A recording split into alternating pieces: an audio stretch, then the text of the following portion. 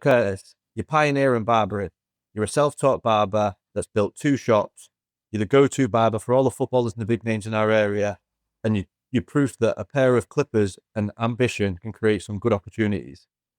So before the shops, before the teaching, before the product line, how did you get into barbering? Yeah, so I was never really meant to get into barbering.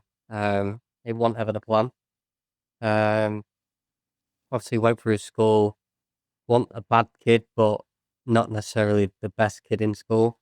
Like a bit of a distraction. Um, Sort of hated by teachers in a way. Um, didn't really do as well as I wanted to do, but I always had a vision of going abroad and studying. So I was supposed to move to Amsterdam, which was the plan, and then COVID hit. That just spun everything on its head. What was you going to study in Amsterdam? It was a dual business degree, so it focused on marketing and accounts, um, which is where I sort of see myself, um, somewhere down a business route. But I just couldn't put my finger on what it was, so I thought I'd extend my learning and sort of figure it out. But yeah, it didn't go to plan. Um, had a place at the business school, but yeah, they pretty much took it away because of the travel restrictions. So yeah, I was in lockdown.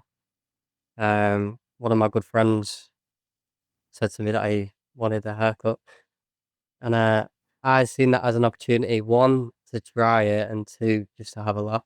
I think With there my was a lot friends. of haircuts in lockdown. Yeah, a lot of bad haircuts, a lot of people trying to cut their own hairs and stuff like that. So obviously it wasn't legal to go to your friend's house, cut their hair, obviously. Um, but yeah, picked up the clipper, like a Temu clipper. I ordered online next to it. Oh, not next to delivery, but came in like a few weeks. It was one of the worst clippers I've ever seen in my life. Picked it up, and I thought, what am I gonna do with this? Watched a YouTube video 10 minutes before, and then cut his hair. What was the haircut? It was a mid-skin fade. So back then, obviously, skin fades were very in demand. Every trim was a fade. Um, and you know what? I didn't think it was unbelievable. Obviously, for a first haircut, no experience of anything like that. It wasn't gonna be, but his reaction sort of drew me in a little bit. He was absolutely buzzing with it, like going into his mirror, going, "That's class." Like, can you do it again? Like, can you keep doing it? I was like, yeah, I can. I can keep doing it. But He was your first customer. yeah, first customer, best friend. It was quite cool, to be fair. And then from then on, I my friendship group, there's like 10 of us, and I started cutting all of them in lockdown, all 10 of us. And then from then it progressed to people in my like school year, people in the years above, below, and then it went even further than that to just everyone, everyone in Hull. 9 till 7, 7 days a week minimum, sometimes longer. And that was still like in your house? Going to them in my house. Um, my parents didn't know about it at the time. They was both working as well, both key workers. So when they'd go and work, I'd bang it on my socials saying, right, haircuts available until 4. They get back at 6, so I had 2 hours to clean up that, try and make it look spotless. I actually don't know if I've told them, so when this comes out, but they might have a word with me about it. But yeah, carried on through lockdown, and then I went and asked a shop owner in city centre about an apprenticeship, thinking like maybe this is something that I can take seriously. Not many people were getting into it at the time. It wasn't really seen as a trade or a career. At this point, I loved doing it. I was 5, 6 months deep. I was obsessed with it, watching videos every day, trying to learn, try new techniques off my own back.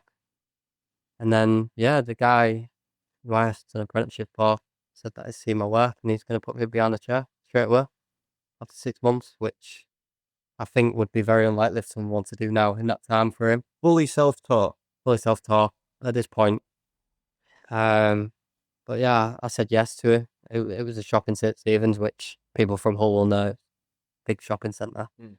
And at the time, that shop was doing a lot of barbers, big queues.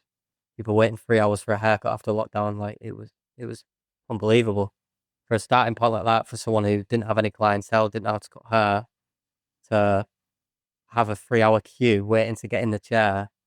Like it'll never happen again.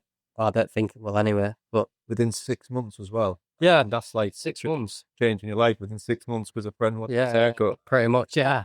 I owe him a lot for that, to be fair, because if he never let me do that or never asked me, I wouldn't have ever done it, and I don't know where I would have been.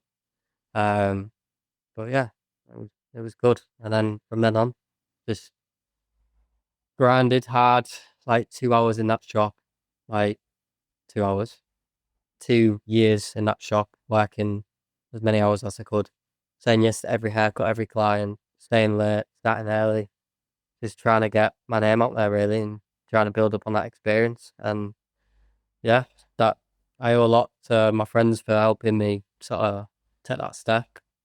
And then obviously the first shop as well for giving me that opportunity. And how long was you at that first shop for? About 2 years. Yeah, 2 years. After about a year, it sounds a bit mad, but I felt like I was outgrowing the place. Was you having the biggest queue? Was you having the demand? Yeah, demand. Don't get me. There was about 8 barbers in there, and there was 2 or 3 lads that were in there that were strong names in Hull. Busy, putting out decent work, and I sort of matched them on that. I felt like I was sort of holding my own a little bit. But as time went on, I felt like my mindset and my ambition was a little bit different. Like I wanted to push on, whereas I felt like I wasn't getting the same sort of the vibe from where I was. So I felt like after about a year in, I felt like I needed to start looking at a change. You think that all stems from the dual business degree as well, and you being ambitious with that? And yeah, well, I've always had like a bit of a work ethic driven into me. Like I started working at the age of 13, like paper round, like standard first job, and then for 4 years, like 14 to about 18, I was working in a takeaway. Like literally, like first 2 years just working, and the last 2 years running it at a young age, or helping run it anyway, helping oversee things. anyone knows about a paper round, if you're getting up before school to get that pay, it's graft, it's serious graft, and it worked out at like 15 quid, like for like 3-4 days work. It was like stupid in the winter sometimes. Like looking back, you think like, why was I doing that? But doing that early on, like it builds it deep inside you to want to work and want to do well. And like my parents as well, all my family, all like working class background, everyone's always worked. It's like earn your way sort of thing. It's always been in me to like want to graft, and I think that's where it's all sort of stemmed from. But yeah, even like working in a takeaway while I was at school, like for about I'd say year 9, 10, like school 9 till 4, working 5 till 11, waking up the next day to get to school. Again, through A levels, I let my A levels slip, by the way, because I prioritized working. Like I didn't revise, I was working like 4 or 5 till 1 a.m. and then going to college. That's good. I mean, After. even having the work ethic though, and like instilled in you from a young lad, is obviously just going to show today. So you was in the first shop, working hard, thinking about having your own shop. Well, how does someone navigate then having their own shop? And some people have them ideas, but then how did you turn that into action? Yeah, so I had a few opportunities sort of lined up. There was one barber in Hull that I was very close with that we actually started looking at units. It never materialized really, but that sort of sparks the idea of like, right, this is the next step now. Like I'm viewing shops, I'm sort of getting that experience of what I'm looking for and stuff like that. And then I started cutting Jake's hair at my old shop, which is now my business partner. And an opportunity came up here with the old owner that they wanted me to come work here, and I said no. First time I said no, because I didn't want to come and work for another owner that I didn't think was matching where I wanted to be. And then about 6 to 8 months later, Jake contacted me again, saying the owner's quitting. He wants to like move away and pursue something else. There's an opportunity for us to take over and sort of pretty much buy the shop off him. Back then, the shop wasn't it was a busy shop, but it was run down. It wasn't appealing. It wasn't aesthetic. No one really outside of Hazel knew what it was. So I looked at it and I thought, is this the right step? And then I thought, you know what? Yeah, let's do it. What's the worst that could happen in a way? So I took that risk. Um, and then again, it was sort of like a side step to move forward. So I came in here. It was at the time it was a 2-chair barber shop. Again, just run down, pretty dirty. One left to us in the best condition. And then me and Jake was like, right, what are we gonna do to bring this forward? And for about 8 months, we just grafted. But for the hours after work, we'd still be working on the future and the plan and what we wanted it to look like. And come about 9 months' time, we decided to make the change, which was January, almost 2 years ago now. Got all the branding locked in, the vision, how we wanted it to look, what we wanted it to feel like when you walked in, what the customer service and the experience was going to be. And then we came up with all the plans, all the mock-ups, and this is it. It looks absolutely great. Was it just you two to start then working in the shop, you and Jake? Yeah, just us two. There was another lad as well that was with me at my old shop who was the apprentice in the other salon. One of the conditions to come here was that I wanted to bring him with me. And Jake was like, yeah, obviously did the meetup and stuff like that. Everything was good. He don't no longer work with us. He's still, as far as I'm aware, he's cutting hair. So he's still in the industry, which is great. But yeah, it was the three of us, to start with. He was learning alongside me and Jake, cutting full time. And then we just built from there. Yeah. How does someone scale? So you have the shop, but then how do you start scaling and hiring staff? How does that come about? Yeah, the biggest problem in our industry is staffing. A lot of shops are struggling with filling chairs. And I don't think it's just a local thing. I think it's a worldwide thing. There's a stat that came out in the US that I think it's about 66% of chairs in the US are empty, which is a lot. Yeah. For a business owner, that's a lot of money that's not coming in. And it's sort of like, one, is it a barber shortage? Two, is it like a standard shortage of people not good enough to take that step?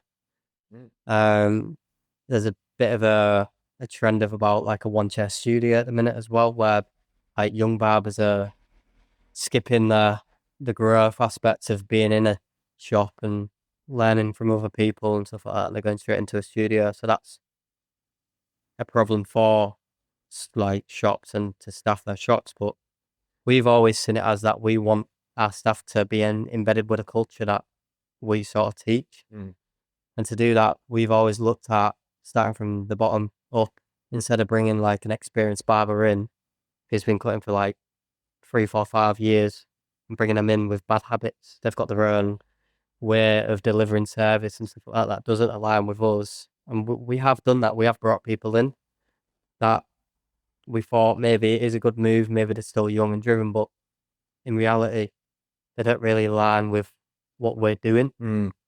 And we've had to take sort of like a back step from that and realize like, yeah, we need to teach from the ground up.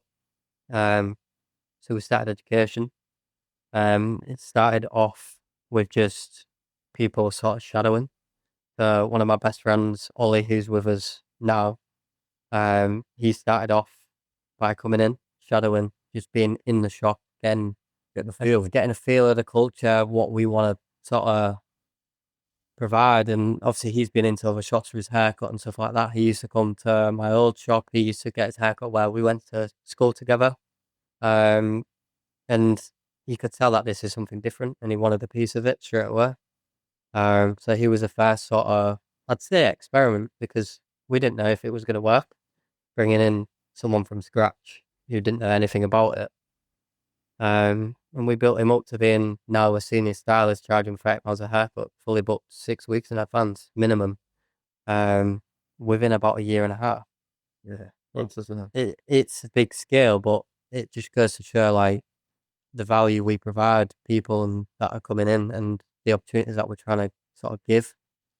Because when I started, and especially when Jake started, because he started in Manchester, Oldham Okay. area, and his opportunities back there wasn't like anything what we've got now. And especially when I started, like I got given that chair, yeah, but what I was there to what we are now, Well, you're giving the opportunity to the people now. yeah, completely different sort of end of the spectrum now. And yeah, we started that way. We started bringing people in one by one, people that were interested, usually clients, to be fair. So Ollie was a friend and a client. We've got a lad called Grant who was a client of mine for now about 4 years. He came to me at my old shop and he followed me here, and he wanted a piece of it. But that was a different story of him already going through careers. He's older. He's 30 now. He retrained with us. I think it was about 28 years old. He retrained, wanted to work for us. But again, building people from the ground up. And then we thought, right, how do we take this to the next step?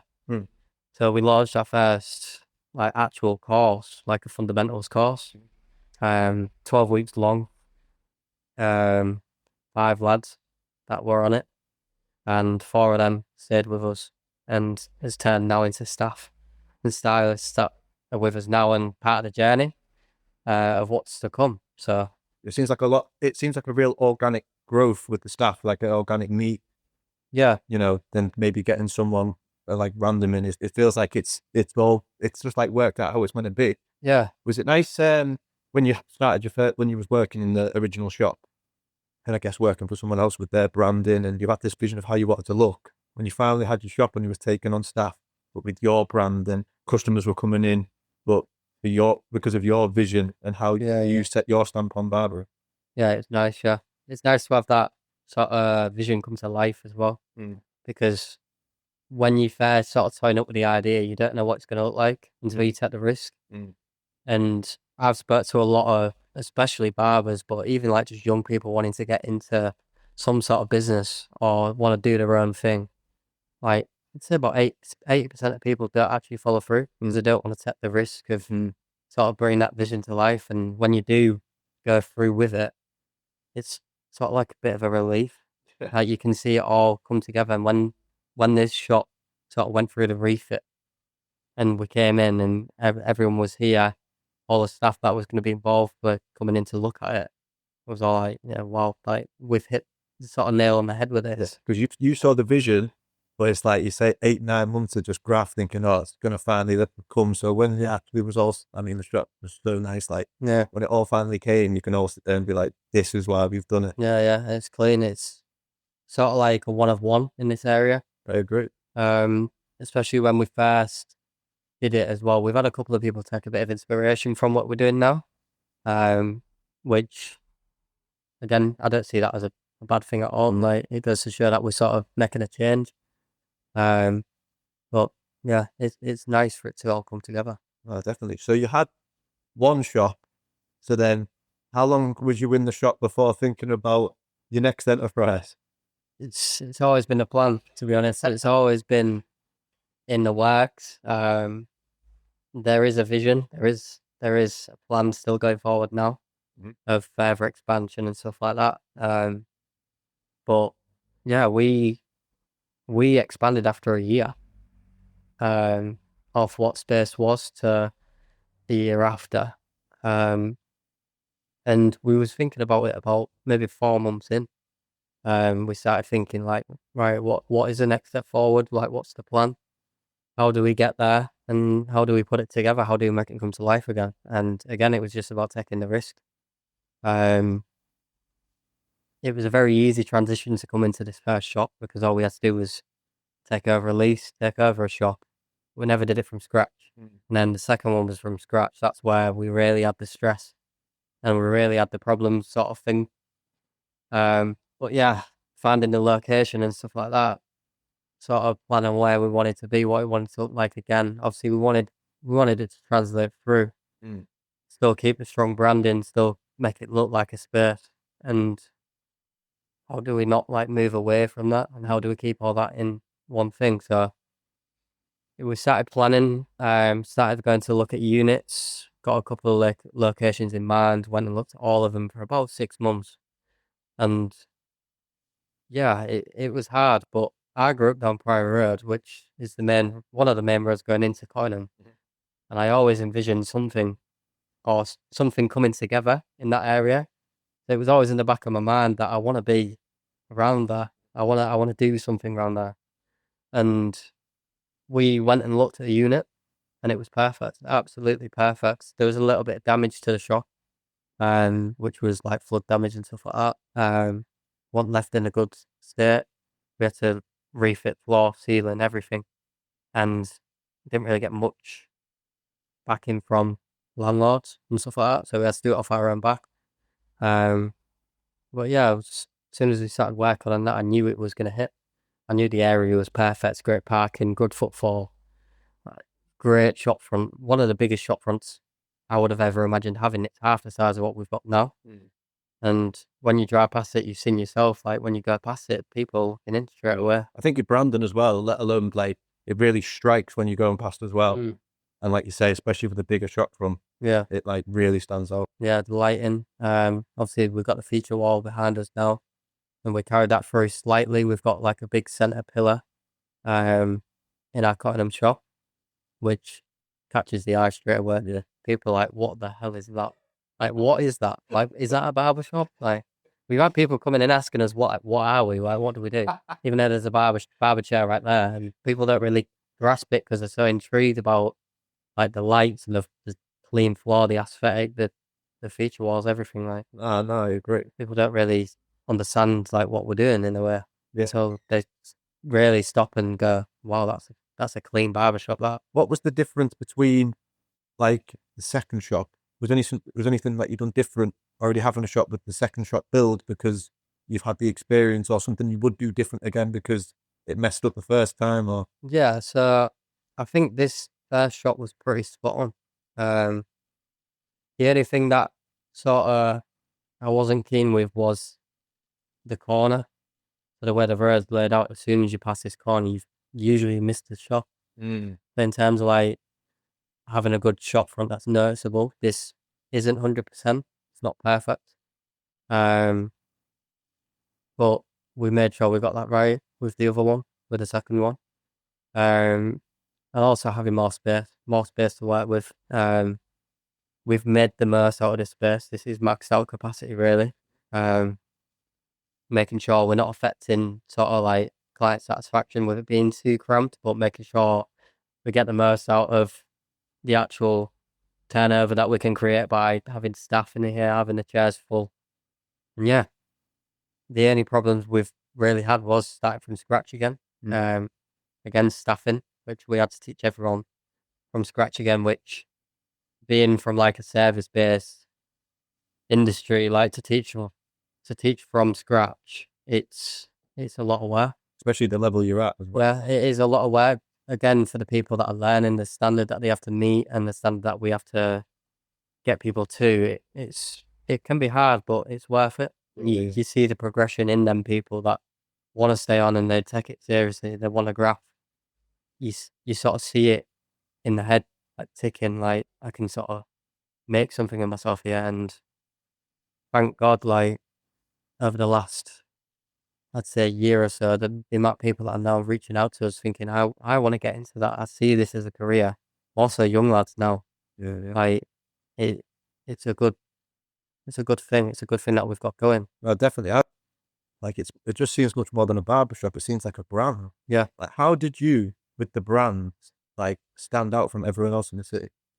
Yeah, we made sure we had a strong branding put together, strong fonts, strong color schemes, making sure both shops are aligned, they're both clean, like a concrete effect floor, matte black sections, big mirrors, feature walls, lighting. Aesthetic. Yeah, but even like socials, we hammered socials, absolutely hammered it, and I think you can see now, like along a lot of people's pages, it's her, it's barbers doing stuff. Would you say social media was a big thing? Yeah, even starting out in my first shop, like I was putting £400-500 a month into ads, and bear in mind I wasn't making that much money, so to be putting that into ads was a big Chris. Yeah, of course. But again, taking on like 20, 30 new clients a month because of that, it sort of put me in a good stead, good foundation to progress, to go through price increases, to attract different sort of clients, different backgrounds, and sort of build and push forward on that. But yeah, we made sure that socials was always going to be centre front of what we was doing, to capture what we was doing and show it off. We believe we've got something quite special. I agree. In terms of the standard and even like the products as well. I think we've hit the nail on the head with that. I believe we've really got a strong like product put together that can eventually move forward and go into like e-commerce and sort of hopefully reach national and worldwide clients. But yeah, we started to outsource our socials to a content creator, which really sort of took it forward, making sure it was consistent, making sure everything was the same, it was clean. And yeah, we've seen a lot of clients come from that. And even like the lads that have come forward and we've taught, most of them have come through socials and they've seen what we're doing on socials and then they've reached out. No, definitely. And you've got a great product, so sometimes it's just people need to see it, I guess. Yeah, and show it. And do that with online. Do you think, what advice would you give to barbers or I guess any business owner that wants to build an online presence? What's the best way to go about it? Just to be consistent. Don't neglect socials, because nowadays without it you're invisible. You are fully invisible. Like I could be putting out the best work in the Northeast, but if I've got no socials, who knows about it? Yeah. Only the guys that are walking past. Yeah. And that's it. Like if you don't have everything backed up online now, right, you're not really going to take it as far as you want to take it. Yeah. And just take the risks. Like the only thing that can happen if it goes wrong is that you set back to the last step. And you just, I guess you learn from that mistake. Yeah, you learn every mistake you make, you're pushing forward and you're like, right, let's adjust and go again. And that's what we did with our second shop. Like we adjusted, we changed our approach with staffing, with service, and we went again and we took it forward. And again, hopefully we'll push forward into a third location, fourth location, and hopefully a fifth. Whether that's local or maybe a little bit far-fetched to another area, we'll see, but we'll make sure that we keep taking the risk and pushing forward. So you're known for cutting a lot of the known faces around Hull, and you keep all the footballers fresh. Yeah. How does someone start cutting high-end clients? How did you get into that? It came from opportunity. My first ever footballer, Liam Cooper, was captain of Leeds for a lot of years. He's currently at Chef Wednesday now. In my old shop, he just randomly sat behind me. He said he was waiting for me, and I didn't know how that came about. In the original shop? In the original shop before Space. Yeah. I never knew how that came about, and he said he was recommended by other people talking about me. And yeah, that was the first real opportunity that I got. Cut his hair once in the shop, and then it turned to house calls, which obviously I was used to in lockdown, like going to people's houses and trimming, so I was pretty comfortable with it. I knew what to expect and stuff like that, but yeah, it all came from opportunity. And Liam's like a really good guy, like one of the nicest people I've managed to cut. And that sort of phase, as soon as you start putting out there on social media, again, it goes to being seen and not being invisible and sort of showing what you're doing. Putting that sort of face out there grabs a lot of attention, especially footballers. Footballer sees a footballer getting trimmed, they're going to think, who is this guy? I was going to ask that. Does one lead to another? Yeah, it sort of snowball. So that went from a couple of like the younger lads at City coming to me. So like Stan Ashby, Andy Smith, Jake Leake, all like younger lads at the time at Hull City. As soon as you start getting a couple, it becomes a bit of a trend. Same with like lads at like a school. Like if you're cutting people in that school year, it becomes a trend, and you're sort of seen as like, it's gonna sound harsh, but like you're sort of seen as the odd one out if you're not getting trimmed by that one guy. Especially when got the freshest cut on the pitch. Exactly, yeah. And obviously people that are on camera, especially like if they're on Sky Sports, for example, like they're gonna want a good haircut. So as soon as that they're seeing that going around the training ground, it's word of mouth, and it sort of snowballs from that. So it goes from one to another, and then you end up just cutting all of them. You get a new message every week, saying, "Can you come to mine and trim me? After hours, I'll pay you X, Y, Z." And it's opportunities you can't really give up on. Yeah. It goes back to like sort of never saying no, especially when you're starting out. Always take every opportunity that comes. If that means I'm starting at 8 a.m. and then finishing at 11, 12 p.m., so be it. Because if I don't do that, it's a good opportunity missed.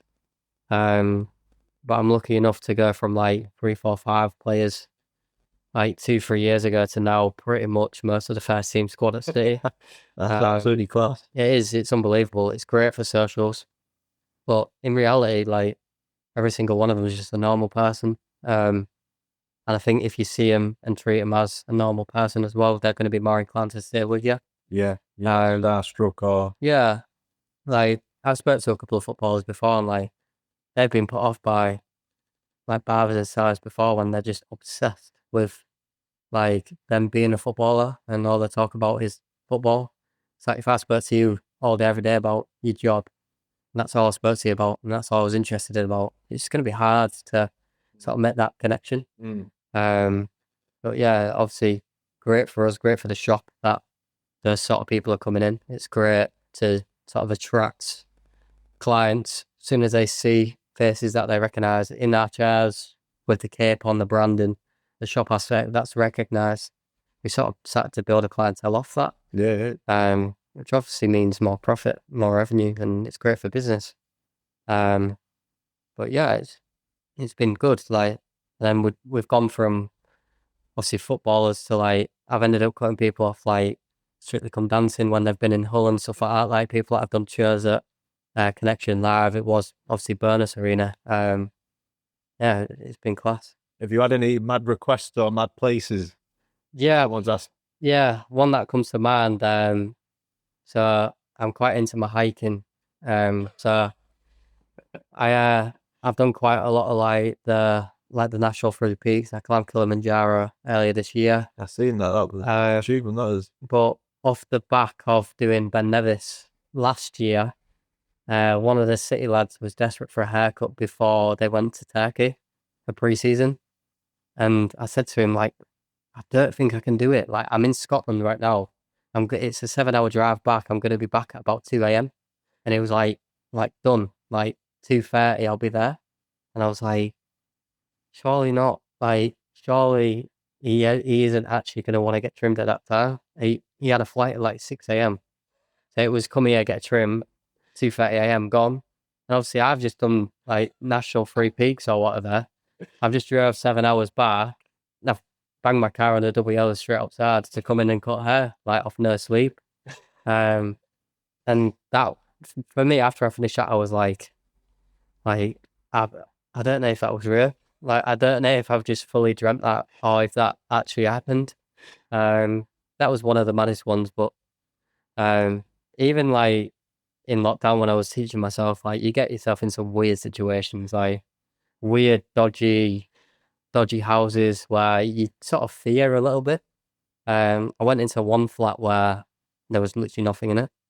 It was an empty flat, no TV, lamps, chairs, nothing. There was one like step that the guy sat on, and that was it. He said it was like his safe space away from like everything. So fair enough. But that was a weird experience. I'm glad you're here to tell the tale. That.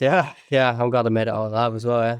Yeah. What advice would you give to people that do want to start cutting high-end clients, and how to like not make it feel too pushy as well, if that makes sense? Yeah. Just be seen. That's the main thing. Just be seen. Like it all comes from luck, really. But I feel like you create your own luck. Like if you're not like doing things every day to try and put yourself in the best position to sort of get them sort of eyes watching you, you're not gonna ever get that position or that opportunity. And one thing that I sort of try and build into the lads as much as I can is just to be active on socials. Be active from every sort of position you can be, whether it's like Instagram, even Facebook, TikTok.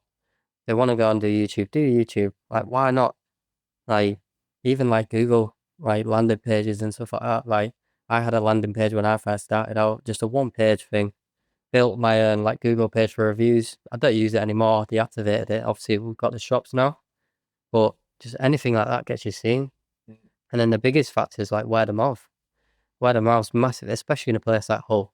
Hull's obviously a city, but it's such a tight knit place where most people know everyone. And if you don't know them, you know someone that knows them in a way.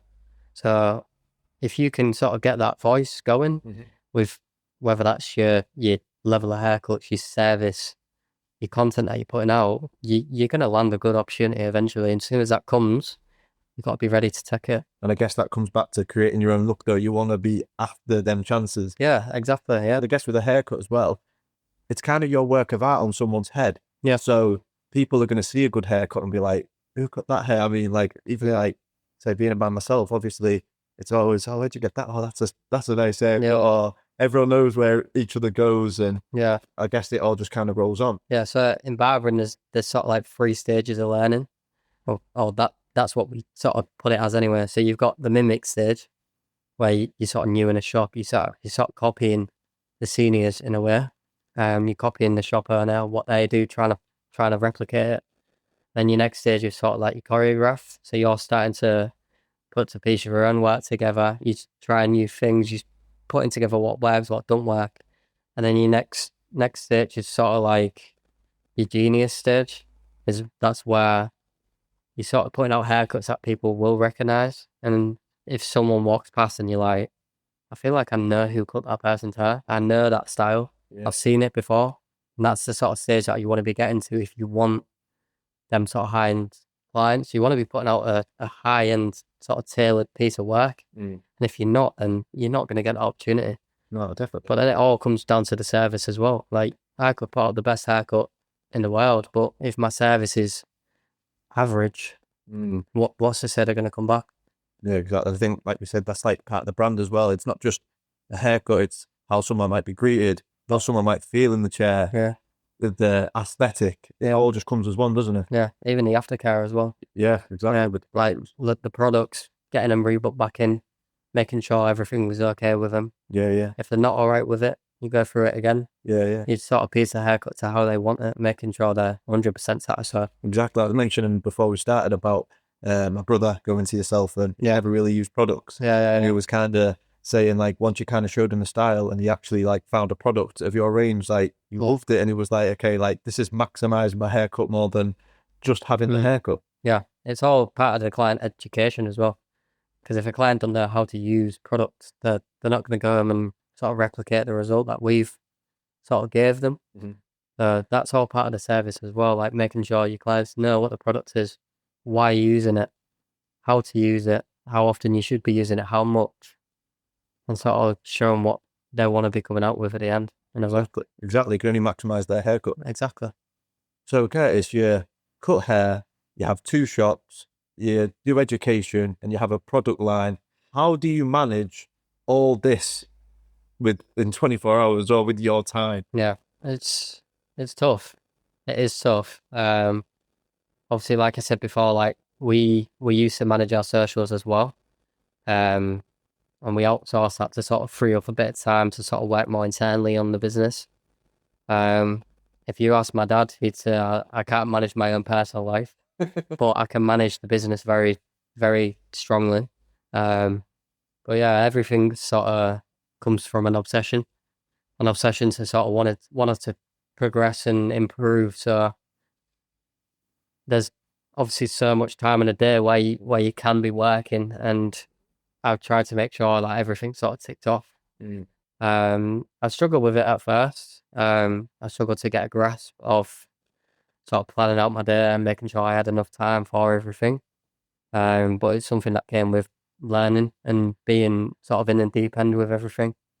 And obviously, like 2 years in business now, like nine stylists under us, like you sort of get a grasp of it. You get a grasp of how to sort of run your day to day, how to show others, how to run theirs, how to organise. But when it goes to like actual haircut and being behind the chair, we made sure that we had a strong booking system, strong system in place where we have our sort of day set out. We know what's coming. We know how many streams we have in a day. We know the money we're going to earn instead of sort of like going off the cuff, like a bit of guesswork, which is sort of like what my old shop was. It was a walk-in barbers, and you don't know what's coming. You don't know what your day is going to look like. You don't know what time you have.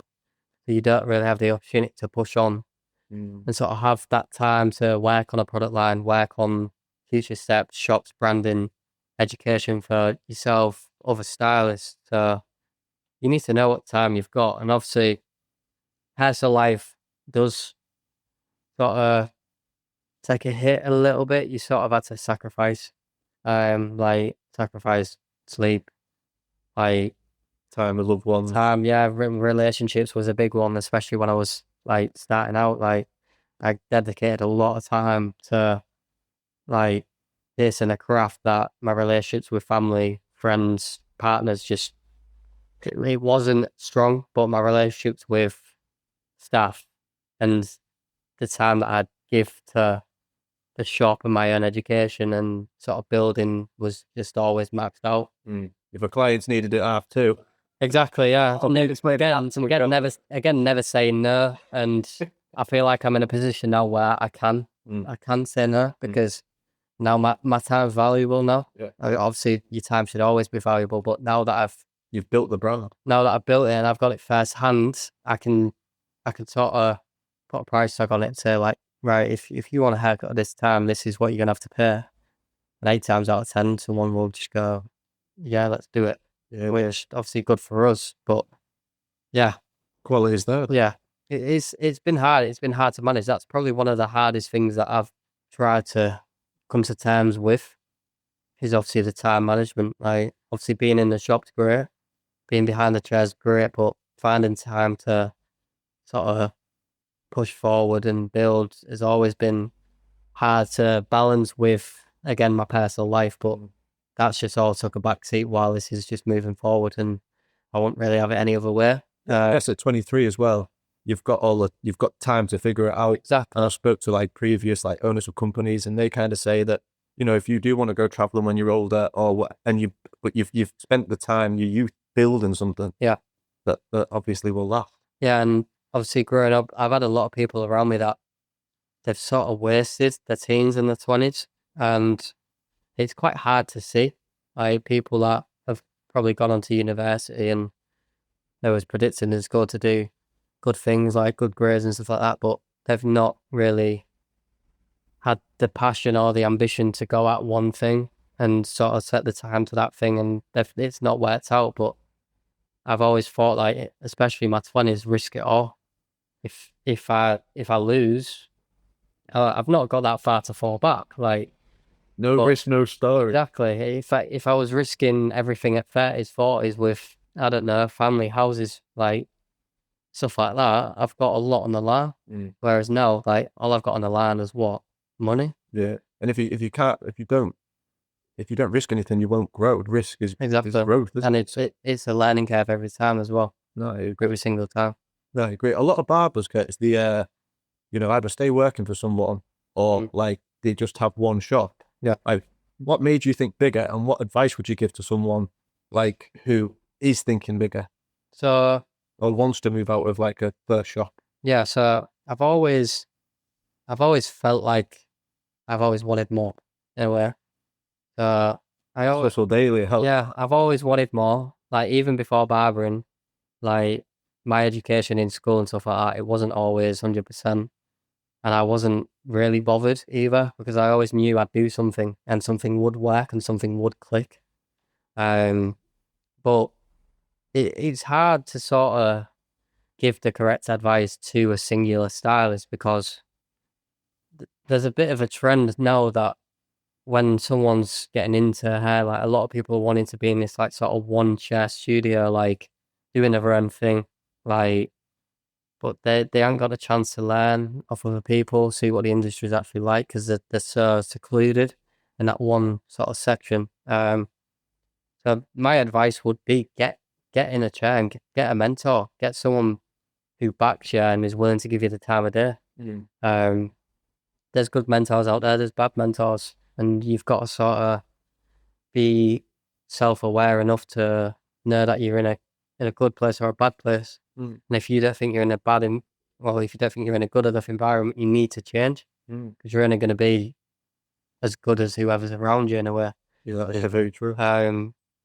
So yeah, obviously if someone's in a shop and they've been under someone for a long time and they're thinking, I need more, and they think the haircuts are a good sort of quality and the service is top, the clientele backs it, and they're tracking the new clients they've got coming in, and they're tracking the amount of clients they've actually got on their returning. As soon as they're at a point where they're booked up and people are struggling to get in, it's time. It's time to make that move. It's time to take the risk and sort of start planning, and the sort of wait until the perfect moment. I went on a really, really strong and eye-opening course with a company called Menspire. And one of the owners is called Sam Palmer. He earns 35 salons like worldwide, like in some ridiculous locations. Isn't there there's two owners, Sam Palmer and Josh LaMonica. Yeah. But I took a lot of inspiration from them quite early on, especially the business side of it. Like seeing how much they've gone from like one small shop in a small, I think it's a city, St. Albans down south, and they've now took that worldwide, multiple countries, different locations, millions in turnover. And I've had a couple of phone calls with Sam. I obviously met him in person on this course, and seeing how they did things and seeing how actually when you let go of the comfort and you're ready to take a risk to see what you can actually achieve, you sort of like open up. There's a place in your brain where you sort of think, right, I could do this. Like I've seen someone that's done it. I love that. And in Hull, like barbering's never been top. It's never been like a trend. And I look around us now, I'd put like one or two other shops like in the same category as us, where like, yeah, they're trying to do something, and you can see like 5 years down the line, it will click for them as well. And they will probably be in a position where if they wanted to, they could scale. But yeah, going back to the question, like as soon as you feel like you're in that position, don't wait for the perfect moment. Like you've got to learn to move without the perfect sort of situation. Like this, for us taking this shop on, it wasn't the perfect situation. Like we was taking on essentially a rundown barbershop that was fitted out 10, 15 years prior. Yeah. And it had a very rustic, like rundown feel to it. And it was a shop that you could never make look clean. Yeah. And it wasn't the perfect situation to move, but at that time we knew we could create something. So Like you say, there's no wrong decision, there's just indecision. Yeah. And a lot of people, like you say, just sometimes just moving, even though it's not perfect. yeah, And also, Curtis, you seem very like conscious. It's quite noticeable. You're conscious on self-improvement. You're conscious of the brand. And I think like it just goes to show like it's all strategy. That's how you get somewhere. Like, you know, there's a saying that a dream without a plan is just an illusion. So you've been a business owner for 2 years now, which, with how you've built the brand, I can't even believe it's been 2 years. yeah, But I spoke to a barber recently, and I told him that like you're the next guest from another podcast. They were saying, like he was amazed by your work. And he was saying, like, ask him, how do you give the ultimate customer experience? Well, it's a good question, to be fair. I don't feel like I always gave the best customer experience from the get-go. It's something that comes with time. My biggest advice to sort of, from a barber's perspective to a barber, you need to invest in your education. You need to invest heavily. Do not neglect it, because a lot of people will. I know I was self-taught, but like from 2 years onwards, I've invested thousands and thousands of pounds into my own education to make sure I was sort of fine-tuning everything, including service and experience. But you need to listen. You need to listen to your client. You need to make sure that you're giving them the product of what they're looking for. If they've got a problem area, it all comes in like a consultation. Like we go through a strong 7-step consultation, which I won't give too much away because it's quite niche to us. And You got a book that you got to be looking. If someone wants to learn it, they can always come to us for education. But we pride ourselves highly on the sort of consultation and the start, making sure we're getting things correct for that individual client. Everything's tailored. We're not a one cut fits all like type of shop. There is a lot of shops like that. Like you're going in, you'll be in there 15 minutes. You get the same trim that the last guy got and the guy after you's going to get. And then you're out. But a lot of barbers now, like I've seen videos of barbers like we've got earphones in when they're cutting and they're not speaking, they're not engaging with the client, but it's a service-based industry. That's it. It's everything what the industry is built off. And if you're not sort of giving the client the time of day to get to know them and sort of make them feel comfortable, like, is that the best you can do? Is just a good haircut good enough? Like, are you backing that up with a good service? But yeah, we make sure as soon as a client comes in through the door, so when they leave, it follows like a strategy in a way, a system that's going to leave a 5-star review at the end of it in a way. No, exactly. And I think as well, like client satisfaction, I mean, everyone knows when you have a good haircut and you've had a good service, that feeling after. It's a great feeling. You want to be going everywhere. I'm going grocery shopping, I'm getting it all after a good haircut. The long way home. Do you know what I mean? But taking the long way home, yeah. Because it feels good. Yeah. I can't believe Space Mail Image has been only 2 years. Yeah. Where do you see yourself and Space Mail Image in the future, in the next 5 years, sir? Yeah, good question. I'll answer them separately, so I'll split them. So the big one for the shop, I don't see us slowing down. If anything, I think we're only just sort of finding our feet in a way. We were only just getting going.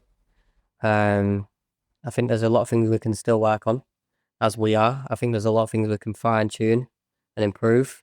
So that's the next step, sort of streamlining what we've got. Sort of trying to take it to that next step. And then we'll look at expanding again in a way. Expansions, education. I'm big on education next year.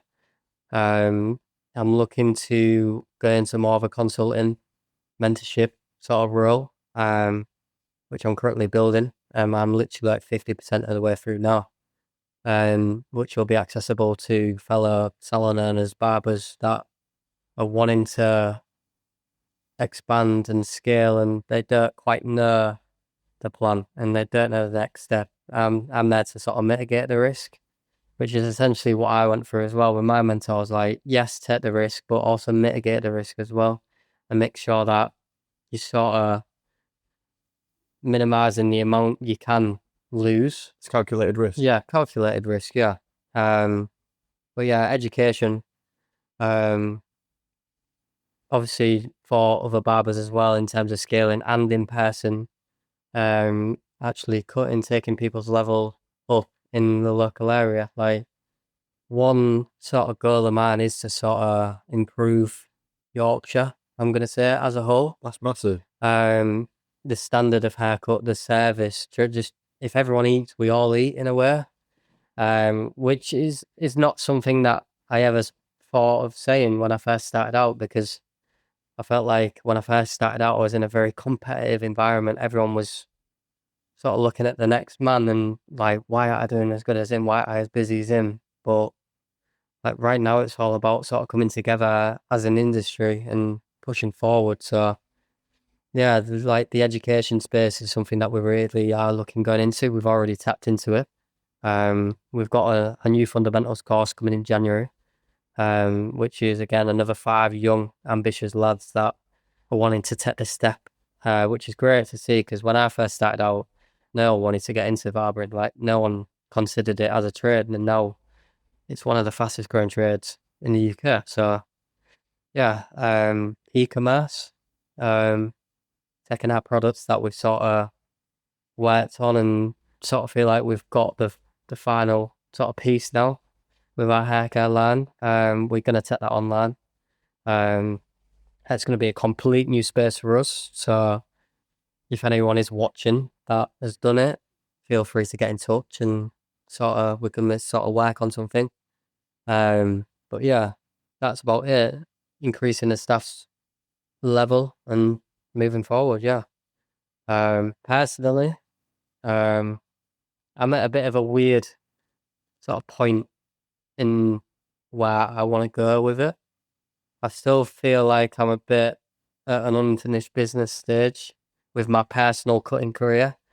So I wouldn't mind risking it in a bigger environment, bigger city. I've still got a dream of moving to Amsterdam. I think the industry of hair in Amsterdam is top. Like fashion, everything, just the culture, the energy that you get from being in that place is just, it makes me feel like alive in a way. Not saying that the whole doesn't, but Amsterdam's just different gravy. So And obviously, from a young lad, you always was thinking about going. yeah, so I feel like it'd be quite nice to sort of do a full circle. Like I've been to Amsterdam like 9 times. Like I know it well enough to make that decision now. So if that opportunity does come up, if I can get hold of the visa and stuff like that, then that's the chance I'm gonna take. If not, another big city, Manchester, something like that is a risk that I want to take in a couple of years to come. But yeah, just keep building, keep scaling, and just pushing forward and seeing how far I can take things. Because I never envisioned that I'd be at this point now. So that's what I mean. It's so nice to hear 2 shops, all the high-end clients, and you're still thinking about your personal journey and still thinking, I ain't finished with myself. No, I'm not. Yeah, I'm not. That's just goes to show that's boosted all. That just your ambition just shows with the brand, like how much you want it. Yeah, without doubt. And like, I just come off a course as well. Like, literally, we was going to run the podcast last week, but I was on a course in London with a guy called Sean Moore. Again, like top barber, like one of the leaders in the industry, and just really learning the fine details of what takes you to that level. And I'm hoping now, like with a skill set behind me, like a bit of self backing as well, I can sort of take that next step and sort of really push this thing that we've got going forward. Yeah, exactly. And I think mentorship's so important. Like you're still, I mean, you're one of the best barbers around, but you still want to learn off someone and still learn from people that are, say, in a better position at this moment than you, because you want the finer details, you want the customer experience to be the best it can be. And then for them young apprentices that are coming onto your fundamentals course, they're learning off you, who's basically really getting the advice off other people too. Yeah, without a doubt.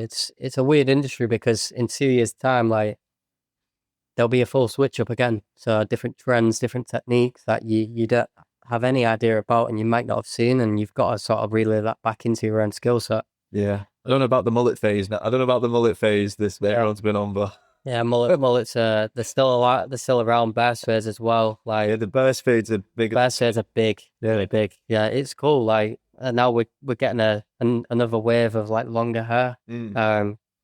Personally, I think it has come from like Europe. You go to Amsterdam, no one's got a fade. Like if they've got a fade, chances are they've got a British accent.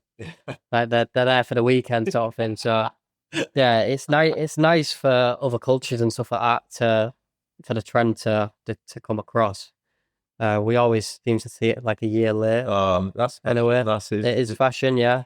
It's where we are, but yeah, it's nice. But I won't mind being in the forefront of somewhere, but it's really controlling, dictating the trend. So yeah, no, definitely. My last question to you, Kurtis, is what would you say to someone who is looking to build something, whether that be a barbershop or another business they're thinking about, and what's the best, like the first steps they could start today?